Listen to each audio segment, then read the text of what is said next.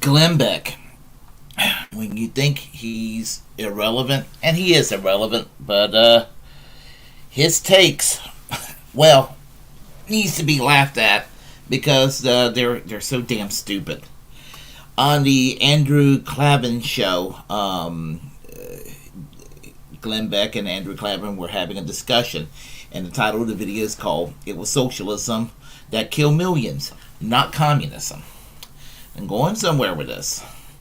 And really comes down to what I say about the most irrational anti-socialist critics out of the right. In all their flavors. Whether they're paleo-conservative, neo-conservative, libertarian, or what have you. I mean, and there are certain factions of the right that I dislike passionately less than others. I mean, I have no problem with the libertarians, who are probably the most capitalistic of the bunch, even though I am a socialist. There are, depending on the issue, sometimes paleo-conservatives are not always the bad guys. But the neoconservatives and the establishment Republicans are the ones that get it wrong consistently, like 99 times out of 100. They get their shit wrong. And Andrew Clavin and Glenn Beck are both neocons. And they discuss socialism and communism, and it always comes down to this: everything I hate is socialism. That's pretty much what it is. If I get up in the morning and I stump my toe, it's socialism.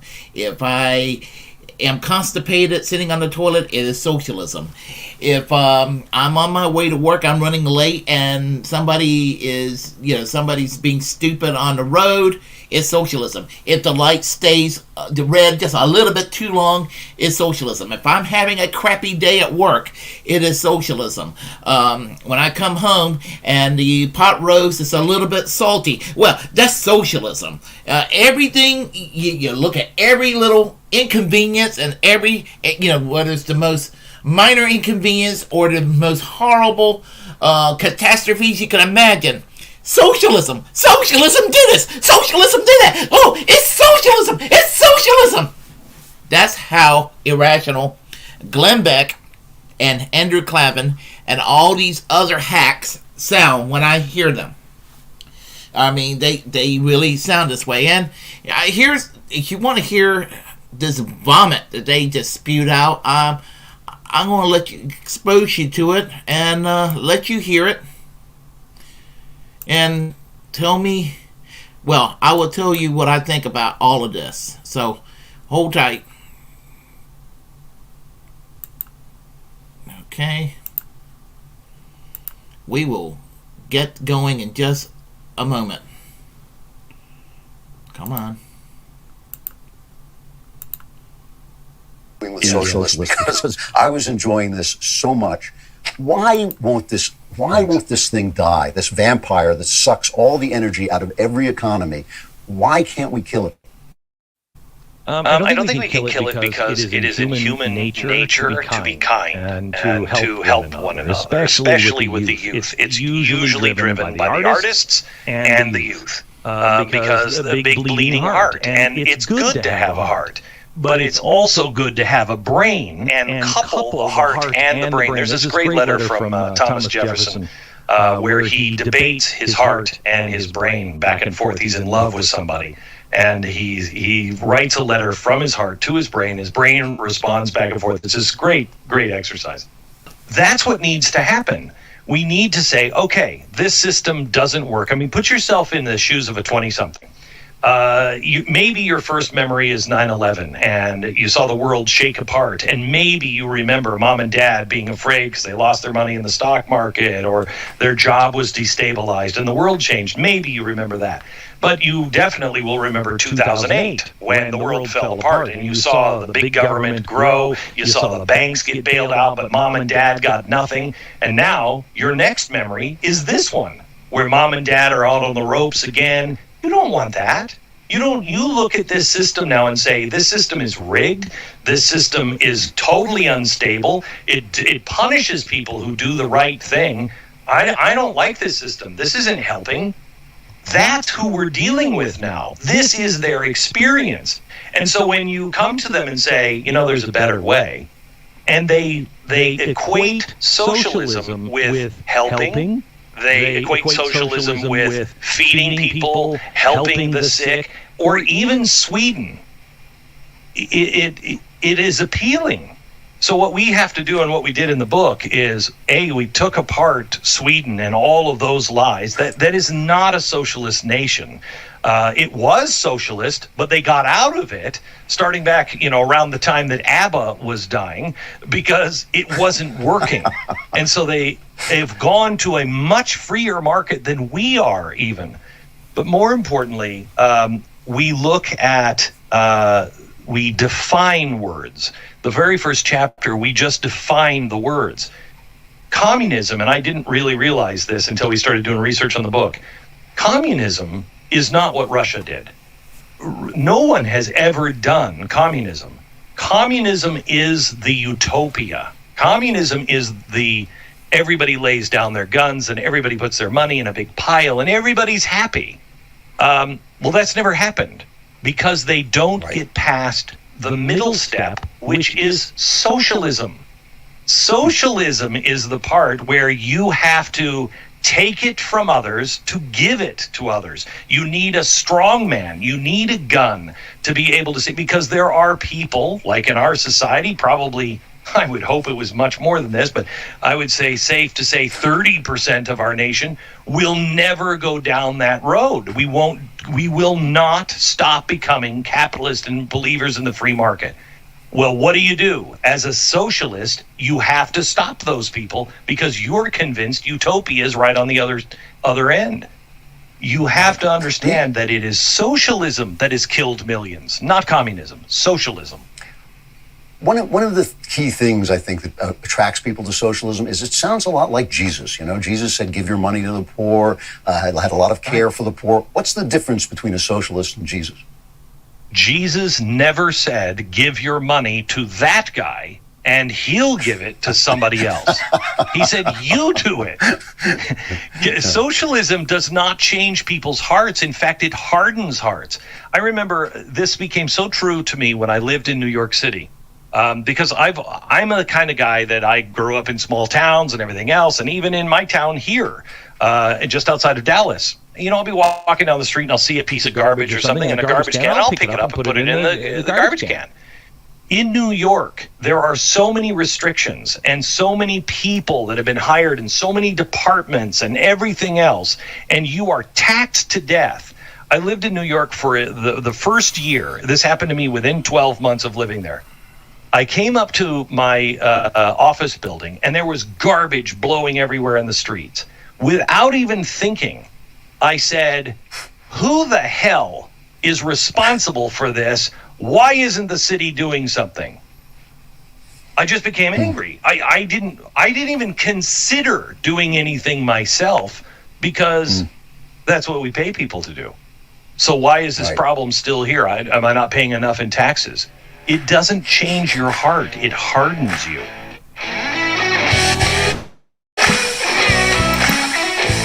Okay, enough of that. Enough of that. Let me make sure that's gone. Okay. Now, Glenn Beck, as you know, is the author of Arguing with Socialists. Well, I'm going to take Ben Burgess's advice, and I'm going to give them an argument. That's my attempt to put a positive plug for Ben Burgess's book, give them an argument. Basically, the way that the left can actually win in the debates over public policies. I recommend that book. I know Ben Burgess, not extremely well, but I know. I mean, we know each other. So go ahead and get Ben Burgess's book, give them an argument. Now, with regard to Glenn Beck, he did correctly point out that our system is rigged. He pointed out 9/11. He pointed out the 2007-2008 housing bubble, followed by aggressive corporate welfare, followed by the pandemic of COVID. Now, thing about it is that Glenn Beck loves neoliberal economics and foreign policy neoconservatism. The very mess that was the brainchild of the Reagan-Thatcher consensus that we're still living with to this day. I mean, socialism is the answer to the bull crap of the last 40 years of what we went through. We're still living in the Reagan-Thatcher era. And they're the ones that created this mess. The destruction of the trade union movement, corporately managed trades, dismantling of the manufacturing sector, deindustrialization. It created a lot of income inequality. And now, there was a time when people could work, a 40-hour work week, even in sluggish economies.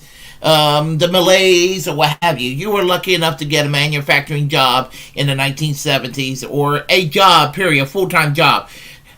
There was more likelihood that you would have benefits and generous vacation times and a pension compared to today. And today, all is available are like part-time jobs or temporary jobs, and you're damn lucky if it offers any benefits. And even if you get a job with benefits, it's usually for a short while unless you're outsourced or what have you.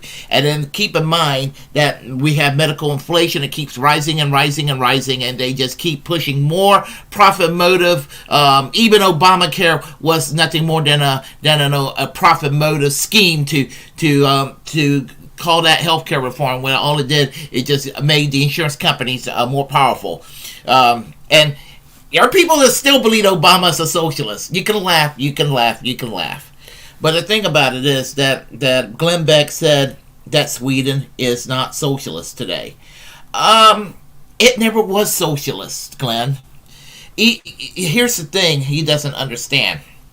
And yeah, to a degree, I used to fall under this crap, this trap of in my early days being a socialist. Well, Western Europe, they got socialism. And I used to fall under that trap. And there's more nuance to it now. There's never ever a socialist government. What you have in Western Europe and in Canada and Australia and many developing countries as well, I don't want to sound like I'm too Western-centric, what you had and still have are free market economies whereby political parties calling themselves socialist or social democratic or labor. I mean, sometimes they got other names. In Canada, it's called the New Democratic Party, for example. But you have these political parties that get into government, and they don't get rid of capitalism per se. But you know what? They make capitalism more humane. Now, I'm going to have some hard lefty people be like, F reformism, there's no parliamentary road towards socialism, or what have you. I understand that. But the thing about it is that, Sweden, Sweden did have probably more of a governmental role in the 1970s, it's true. They tinkered with the economy, and they fine-tuned it. And it's probably more free market than even the United States. But here's the thing. 90% of the workforce in Sweden is unionized. You compare that to less than 10% here in the United States. You have free health care in a single-payer Medicare for all system in Sweden. Here we're trying to debate whether people at the age of 60 should qualify for Medicare or not. And that's considered a radical position. And the welfare system is generous in Sweden compared to here. Now, you would hear Glenn Beck and you would hear Ben Shapiro and all these clowns saying, that Sweden and Norway are not socialists. They're just basically welfare states with progressive taxation and free health care, blah, blah, blah. But, if you're Bernie Sanders or you're AOC, or you're Joe Biden even, they'll be like, oh, what they're proposing is socialism. Now, with the mainstream Democrats, when you call them socialists, you're silly, because The mainstream Democratic Party here in the United States are to the right of the center right in Sweden. The moderate party, which is their version, their conservative party in Sweden, is to the left. Is to the left of the Democratic Party here in the United States. The Conservative Party in Great Britain, even under Margaret Thatcher, if you're going to use healthcare as a defining factor, were and are still to the left of the Democrats collectively on the question of healthcare. So, if you want to go and use those countries as an example, Glenn, well, let's go and have a Medicare for all system. If you want to talk about lower corporate tax rates for these corporations in Sweden and Norway, well, do that and have 90% of the workforce become unionized here. Oh, no, we can't do that. And we can't have Medicare for all. We can't do any of these things. That's socialism. But it isn't socialism in Sweden. It isn't socialism in Norway. It isn't even socialism in Great Britain. Please, really? Your chalkboard has destroyed your brain. Really. Now, he was correct when he said that communism is a utopia and what existed in the Soviet Union and other places where it's not communism. Well, that's technically correct, and I'm not a practicing Marxist-Leninist, but here's the thing. The Communist Party of the Soviet Union oppressed the people, and some can argue, if that would, whether that was socialism or not. I will argue that it was state capitalism in many ways. And Barbara Einreich correctly pointed out years ago that under communism and capitalism, they both oppress people in different ways. But the difference is that communism used some fancy rhetoric on how they represent the workers, but it's not really socialism. And yeah, it's also not really communism in its truest form. But I'm gonna tell you, the thing about it is, the big clincher is that socialism did not kill millions of people. It did not kill millions of people. I will repeat, socialism did not kill millions of people. It did just the opposite. Now, I mean, think about it is, I'm a pacifist and I am anti-war. But I'm going to play devil's advocate for a second and defend NATO. And NATO, the North Atlantic Treaty Organization, was created to put a stop to the Soviet aggression against Western Europe. Collective security, if you will. Who came up with the idea? Ernest Bevin, who was the foreign minister in Great Britain after World War II, the Clement Attlee Labour government. The government that brought socialism to Great Britain. And he was a fiery left-wing socialist, but he was also opposed to Stalinism, what existed in the Soviet Union and everything, and did not want that system encroached on the West. So all you Cold Warriors on the right out there that have this, better dead and red mentality, whatever, you're glad that Western Europe didn't become communist. You're glad that the Ruskies back then did not take over the United States. Why don't you think of socialists, okay?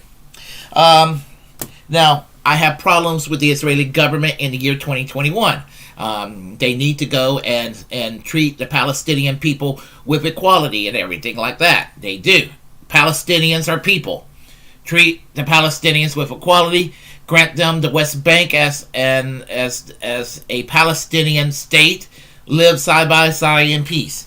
Now, having that said, it's really funny that all the neocons in the United States, secular neocons, and fundamentalist Christians that worship the state of Israel and all of that, and hate socialism, it never occurred to them that Jewish social democrats and Jewish communists created the state of Israel to begin with. I know that some people on the left are going to hate hearing that too, for their own reasons.